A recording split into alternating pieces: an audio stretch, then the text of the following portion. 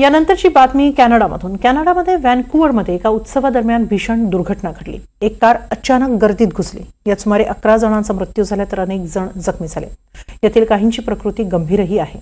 देशाच्या मध्यवर्ती निवडणुकांच्या आदल्या दिवशीच हा हल्ला झाल्यानं नागरिकांमध्ये भीतीचं आणि चिंतेचं वातावरण निर्माण झालं। नेमकं काय घडलं, हा हल्ला नेमका का झाला, पाहूया एक report.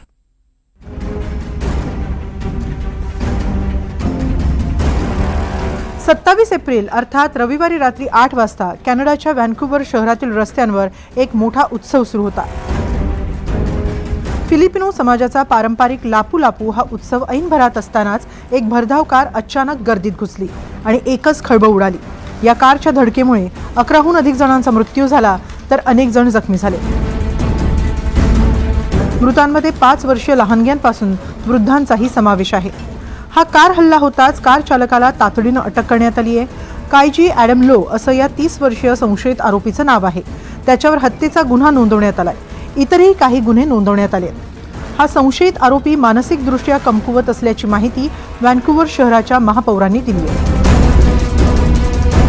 While there are many details I cannot share, ज्या संशयिताला आपण ताब्यात घेतलंय तो मानसिक रुग्ण असल्याचं कळतंय। त्याच्या याआधी पोलिसांकडे मानसिक आरोग्याविषयी तक्रारी आलेल्या होत्या। त्यामुळे या हल्ल्याच्या मुळाशी मानसिक आरोग्याचाच मुद्दा येतो। इथं हा दहशतवादी हल्ला मानता येणार नाही। terrorism, nor do we believe there are any ongoing threats to our community. या आरोपीला न्यायालयासमोर हजर करण्यात आलं। त्याला पोलीस कोठडी सुनावण्यात आली आहे। त्यानं मानसिक अस्वास्थ्यामुळे हे कृत्य केल्याचं पोलिसांनी सांगितलंय। त्याच्या या कृतीमागे नेमका कोणता उद्देश होता याचा आता तपास केला जाईल। दरम्यान या कार हल्ल्यानं व्हॅन्कुव्हर शहरासह देशच हादरून गेला, कारण देशातील मध्यवर्ती निवडणुकांसाठी मतदान होण्याच्या आदल्या दिवशीच हा हल्ला झाला। हा हल्ला झाल्यानंतर फिलिपिनो समाजानं हल्ल्यातील मृतांना श्रद्धांजली वाहिली। प्रत्यक्षदर्शींनी दिलेल्या माहितीनुसार इथं रस्त्यावर प्रचंड गर्दी उसळलेली असताना एक भरधाव SUV अचानक गर्दीत घुसली आणि हाहाकार उडाला।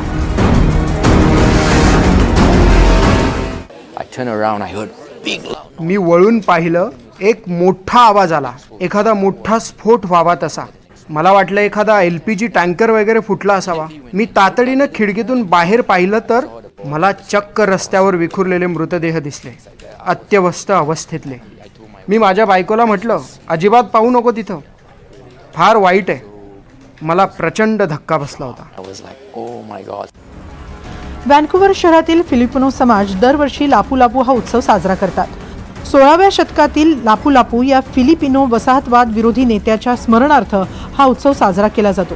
लापू लापू यांनी पोर्तुगीज आक्रमक फर्डिनांड मॅगलेन याच्या विरोधात आपल्या समाजाचं नेतृत्व केलं होतं। दरम्यान या घटनेवर पंतप्रधान मार्क कार्नी यांनी दुःख व्यक्त केलंय, तर कन्झर्वेटिव्ह नेते पियर पॉलिव्रे यांनीही शोक व्यक्त केलाय। तसंच त्यांनी घटनास्थळी भेटही दिली। फिलिपिनो नागरिकांसह इतर नागरिकांनीही मृतांना श्रद्धांजली वाहिली।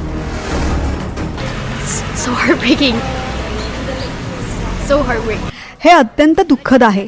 समाजाचं दुःख आता मी शब्दात व्यक्त करू शकत नाही। मीही काल इथे रात्री येणार होते। साधारण 7:30 वाजता इथे माझ्या बहीण भावांबरोबर मी उत्सवात सहभागी होणार होते, मात्र मी आले नाही कारण माझं डोकं प्रचंड दुखत होतं, त्यामुळे मी घरीच थांबले। I was supposed to go with my cousin, but I decided not to go because I had a headache.